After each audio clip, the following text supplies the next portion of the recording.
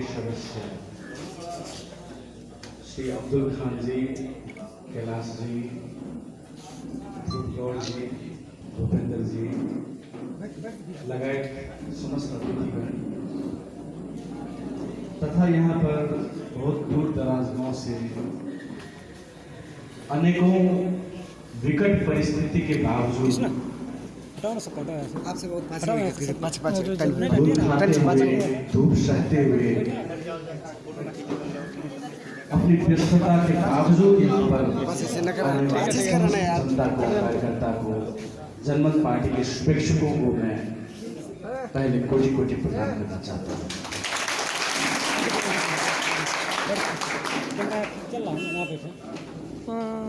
और लोग कैमरा बैठ कर रहे हैं, वो लोग कहाँ आएगा? बैठ को खींचो ना। रूपंदेही जिला में वैसे हमें लगता है बहुत दिन हो गया, बहुत साल हो गया जो हम कुछ बात रख पाए थे। शायद पडरिया की सभा है ना, पडरिया की सभा जो 2071 साल में हुई थी, शायद उसके बाद मुझे आज ही बोलने का कुछ अवसर मिल रहा है।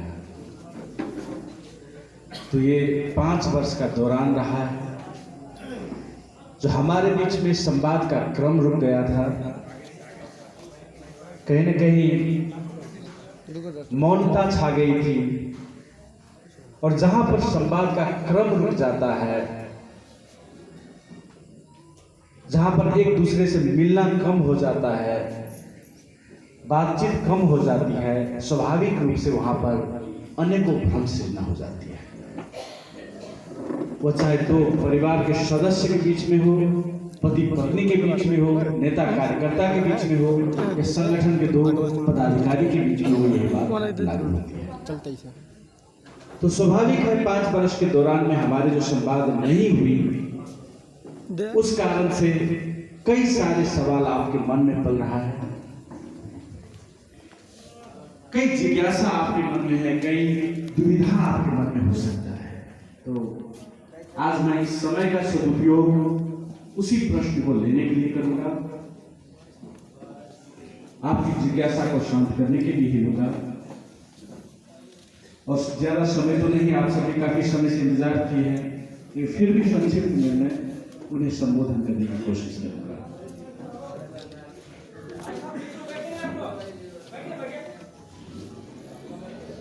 बाद बाकी प्रश्न में जाने से पहले यहां पर कितने आदमी हैं जो आग पर बैठ सकते हैं? मान लीजिए जलावन का धुनी लगा दिया जाए, पूरा आग लगा दिया जाए, और उस पर बैठने के लिए राजी कितने आते हैं? कृपया हाथ उठाएं।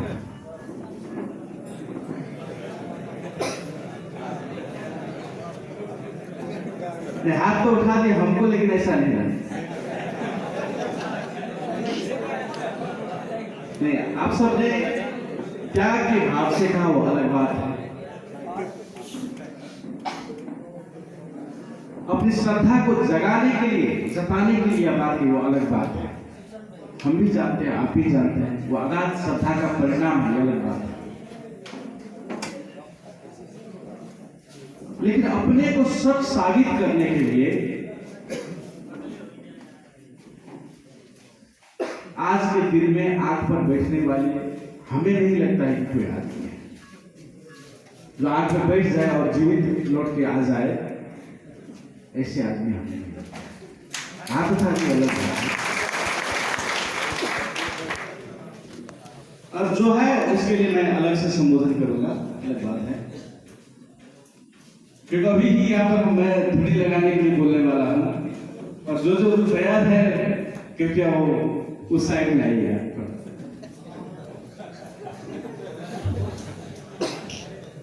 तो बात ये है, मैं ये कहना चाह रहा हूँ कि आज सच्चाई है। अब ठीक है, हम सब अपनी भावना में आगे कह रहे हैं, तो अलग बात है, लेकिन यथार्थ ये है कि आज के दिन में, इस कलयुग में, कोई भी आदमी ये नहीं होगा जो अपनी सच्चाई को प्रमाणित करने के लिए कहेगा कि नहीं भाई आग लगाओ, मैं उस पर बैठ के दिखाता हूं, और मैं देखिए बिना जले हुए मैं वापस आ जाता हूं। ऐसा अग्नि परीक्षा देने वाला आज के दिन में नहीं है। और कहीं हमने सुना भी नहीं, संसार में ऐसा कहीं हुआ आजकल के दौर में, ऐसा नहीं हो रहा है। मैं पहले ही ये बात इसलिए रखना चाहता हूं कि हम सब एक ही अग्नि परीक्षा के विषय में इतिहास में पढ़ते हैं। किसकी अग्नि परीक्षा में पढ़ते हैं? सीता की। मतलब चारों युग मिला के एक ही उदाहरण याद आता है जब अग्नि परीक्षा की बात आती है। सतयुग, त्रेता, द्वापर, कलयुग मिला के, इतने बरस में मिला के आपको एक ही अग्नि परीक्षा की याद आती है, वह है सीता की अग्नि परीक्षा। तो यह इतना ही दुर्लभ घटना है जो किसी ने अपने आप को सच्चे साबित करने के लिए अग्नि परीक्षा दी हो और उस परीक्षा से सफल हो गए कि नहीं देखो मैं पवित्र हूं, मैं शुद्ध हूं, कह के वो लौटी थी। वैसा दुर्लभ उदाहरण पूरे 4 युग में अभी तक भी आपको एक ही मिल रहा है। और उस सीता के साथ क्या हो गया? अग्नि परीक्षा देकर उसने क्या कहा कि मैं देखो शुद्ध हूं, पवित्र हूं, आज तक भी। अग्नि परीक्षा देकर कहा, अग्नि में कुछ जला नहीं उसका, एक बाल तक उसका कोई बिगड़ा नहीं, वो इतने पवित्र थे। लेकिन परिणाम क्या हुआ? अग्नि परीक्षा देने के बावजूद भी सीता पर अभियोग लगाया गया। और सिर्फ अभियोग नहीं लगाया गया, जो सबसे मर्यादा पुरुषोत्तम है, सबसे आदर्शवादी पुरुष जो हुए हैं, उनके द्वारा ही उस अभियोग के लिए उसे सजा भी भुगतना पड़ा, वनवास भी जाना पड़ा। तो पूरे के पूरे अग्नि परीक्षा में बैठने के बाद भी सीता अपने आप को निर्दोष साबित नहीं कर सकी। सीता अपने आप को निष्कलंक साबित नहीं कर सकी और उसका परिणाम ये हुआ कि उसका बाकी का जीवन जो है जंगल में जाके व्यतीत करना पड़ा, वनवास होकर व्यतीत करना पड़ा। और हम सब बहुत ही करीब है यहाँ पर वाल्मीकि आश्रम के पास। तो जब हम सब तो सीता अग्नि परीक्षा देकर खुद को निर्दोष साबित नहीं कर सकी, तो हम सब ये तुच्छ मनुष्य प्राणी किस फिराक में अपने आप को लगे मैं एकदम सच्चे हूं साबित करने के लिए। दूसरे की नजर में, खुद के नजर में तो सीता पवित्र थे, वो भी जानते थे, वनवास शरीर वो भी जानते थे। लेकिन दूसरे की नजर में तो अग्नि परीक्षा देकर भी साबित नहीं हुई। उसकी अपनी ही प्रिय प्रजा ने ही अभियोग लगा दिया। तो यहाँ पर हम सब जब अग्नि परीक्षा दे ही नहीं सकते हैं, अग्नि पर बैठ ही नहीं सकते हैं, चिता पे जलती धरती चिता पे बैठ ही नहीं सकते, साबित कर ही नहीं सकते, तो हम सब किसके लिए अपने आप को सच्चे साबित करने के लिए इतना लगे? और कैसे आप साबित कीजिएगा? छाती चीर के दिखाइएगा हनुमान जी की तरह या सीता की तरह अग्नि पे बैठ कर पूछा? यह मूल प्रश्न है। तो यह जरूरी नहीं है, मैं एक ही बात कहता हूं कि जब सीता अग्नि परीक्षा दे के खुद को साबित नहीं कर सकी दूसरे के नजर में अच्छे, तो आपको भी जरूरत नहीं है दूसरे की नजर में अपने आप को अच्छा प्रमाणित करने की। जब तक आप जानते हैं कि आप शुद्ध हैं, आप जानते हैं कि आप सच्चे हैं, आप जानते हैं कि आप निस्वार्थ भाव से काम करते हैं, आप जानते हैं कि आपने कोई गलत नहीं किया, तो आपको दूसरे की नजर में साबित करने की कोई जरूरत नहीं है। पूरा ब्रह्मांड उस बात का साक्षी रहता है। जो क्रिया होता है, क्रिया का साक्षी पूरा ब्रह्मांड होता है। जो आपने गलत नहीं किया तो वहां पर ब्रह्मांड में वो क्रिया दिखाई नहीं देगा।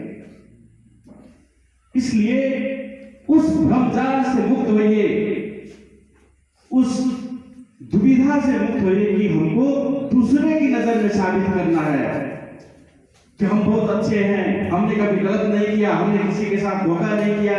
दूसरे की नजर में साबित करने की जरूरत नहीं। अगर आप अच्छे हैं तो आप अच्छे हैं, आप निस्वार्थ भाव से काम कर रहे हैं तो आप कर रहे हैं।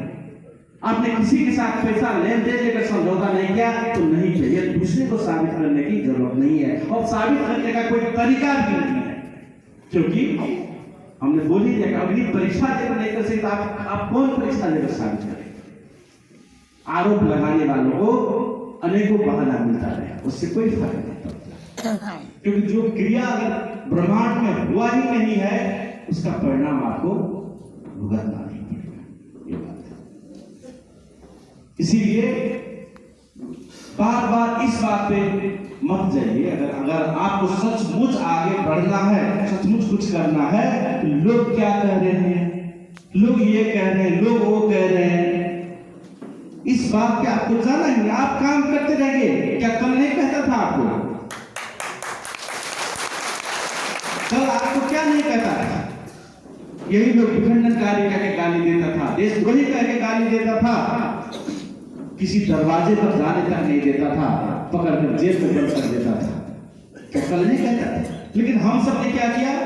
अपना काम करते रहे, काम करते रहे, और आज देखिए वही विचार इतना लोकप्रिय हो गया कि सभी को प्यारे हो गए। तो हम सब अपना काम करते रहे। अगर शुरू में सोचते कि लोग हमको इतना बड़ा आरोप लगा रहे हैं, तब तो वही खत्म हो गया। लेकिन हमारे कार्यकर्ताओं ने अपना काम को आगे बढ़ाया। लोग क्या कह रहे हैं इससे मतलब नहीं रहे, और जैसे काम बढ़ाते गए लोग धीरे धीरे समझने लगे, लोग हमारे कार्यकर्ताओं की ईमानदारी पहचानने लगे, बातों की सच्चाई को जानने लगे, और यह बात फैलती गई, जिसका परिणाम आज आप सब देख रहे हैं। तो यह खाली राजनीतिक बात में लागू नहीं होता, किसी भी क्षेत्र में, आपके घर परिवार में, आपकी पढ़ाई के विषय में, आपकी नौकरी के विषय में, किसी भी विषय में यह लागू होता है कि अगर आप खाली लोग क्या सोचते हैं, लोग क्या कहते हैं, इस बात पे जाएंगे, लोग क्या आरोप लगाते हैं, तो आप आगे नहीं बढ़ पाएंगे। आप ईमानदारी के साथ अपना काम कीजिए, आप अपनी साक्षी खुद बनिए और आगे बढ़ते रहे। यहाँ मैं बुद्ध की भूमि पर मौजूद हूँ। यहाँ पर बुद्ध जैसे महामानव पूरे इतिहास में बहुत ही दुर्लभ रूप में उपलब्ध होता है। एक बुद्ध को क्या खराब नहीं कहा गया? क्या बुद्ध पर आरोप नहीं लगाया गया? बुद्ध को भड़वा नहीं कहा गया? बुद्ध को अपना धन बेचने वाला नहीं कहा गया? सब आरोप उस पर लगाया गया, सब आरोप उस पर भी लगाया गया, लेकिन उन्होंने अपना रास्ता चुना, वो अपना काम करते गए और आगे बढ़ते गए। लोग बुद्ध को अनेक गाली देते थे। हम सबको गाली कहा देते हैं, हम सबको तो चुपके से उधर जाके तब कुछ बोलते हैं, अगर कोई बोलते नहीं है। बुद्ध को तो मुंह पर गाली दिया जाता था, एक ने हजार बार गाली दिया जाता था, इतना गाली और बेइज्जती किया जाता था कि एक दिन उनके जो शिष्य हैं आनंद, उनसे रहा नहीं। उसने कहा, हे तथागत, आपको जो इतने लोग गाली देते हैं, इतना नाना भांति के लोग बोलते हैं, आपको बुरा नहीं लगता है? तो बुद्ध भगवान मुस्कुराए और आनंद से कहा, आनंद जाके मुझे थोड़ा पानी ला दिया। आनंद पानी लेके आए। फिर भगवान बुद्ध कहते, मुझे पानी नहीं पीना है, मुझे नहीं लेना है पानी। तो फिर आनंद पानी लेके वापस चला जाता है। फिर लौट के आया तो भगवान बुद्ध ने कहा, आनंद, तुमने पानी लाया, हमने नहीं लिया, तो पानी कहां गया? तो बोला कि हम वापस लेके चले गए अपने साथ। तो फिर भगवान बोलते हैं, उसी तरह लोग जो गाली देने आते हैं, गाली तो देते हैं, लेकिन हम लेते नहीं, तो वो उसके साथ वापस चला जाता है। वही बात है, हमें किसी की गाली, किसी का अभियोग लेना नहीं है। उसको देना है तो देते रहने दीजिए, वो उसके साथ ही चला जाएगा, दफन हो जाएगा। हमको लेना नहीं है, हमको उससे फंसना नहीं है, ये याद रखिए। वो जानबूझ के गलत चीज आपके दिमाग में डाल रहा है ताकि आपको वह बुद्धत्व प्राप्त न हो, आपका वह लक्ष्य प्राप्त न हो, इसलिए वह दुविधा आपके दिमाग में डाला जा रहा है। एक संत महंत हुआ करते थे, बहुत बड़ी तपस्वी ध्यानी। उनसे ध्यान सीखने के लिए एक शिष्य थे, तो उन्होंने सूत्र दे दिया, ध्यान का सूत्र, कि जाओ एक कमरे में शांत जगह पर बैठना और आंख को ऐसे बंद करके पूरा दिमाग को खाली करके रखना, कुछ सोचना नहीं है, दिमाग को पूरा खाली रखना है आंख में। धीरे धीरे तुमको बुद्धत्व प्राप्त हो जाएगा। वह सूत्र, उसको ध्यान का सूत्र दे दिया। वो जाके बहुत ही सफल तरीके से अच्छे से बैठता था कमरे में जाके और ध्यान करने लगा, और ध्यान उसका सही रास्ते की तरफ जाने लगा, आगे बढ़ने लगा। उसमें सुधार दिखाई देने लगा। उसमें जो अनेकों कुचेष्टाएं थी, गलत आदत पड़ गया था शराब पीने का, जुआ खेलने, वो सब भी धीरे धीरे कम होने लगा, मिटने लगा। तब किसी एक दुष्ट प्रवृत्ति के आदमी को रहा नहीं गया। वो एकदम मजा से ध्यान कर रहा है, उसके दिमाग में शून्यता आने लगा। ध्यान करता है और उसके साथ उसके जीवन में परिवर्तन भी दिखाई देने लगा। अब जो शराब बेचने वाले लोग होते हैं, जो गलत कार्य करने वाले लोग होते हैं, उसको तो यह देखा नहीं जाता कि मेरा शराब तो कितना बंद हो गया, मेरा जो व्यापार चल रहा था वो बंद हो गया, क्या देगा। तो उसने भी एक सूत्र उसको क्या दिया, ध्यान तो करो लेकिन याद रहे ध्यान में कभी एक बंदर ना आए। ठीक है, उस आदमी के पास जाके कहा ठीक है भाई, तुम ध्यान तो करो लेकिन याद रहे ध्यान में बंदर ना आए। अब जाके वो ध्यान करने बैठा। अब ध्यान करने ऐसे आंख मूंदता है तो एक बंदर आ जाता है। अब जब भी वो आंख मूंदता है बस वो उसका बात है भाई बंदर ना आ जाए, और बंदर आ ही जाता है। ये खेल होता है। उसके दिमाग में एक शब्द नहीं आना कहना है, लेकिन वो जैसे सोचता है बंदर नहीं आना चाहिए, बस वो बंदर तो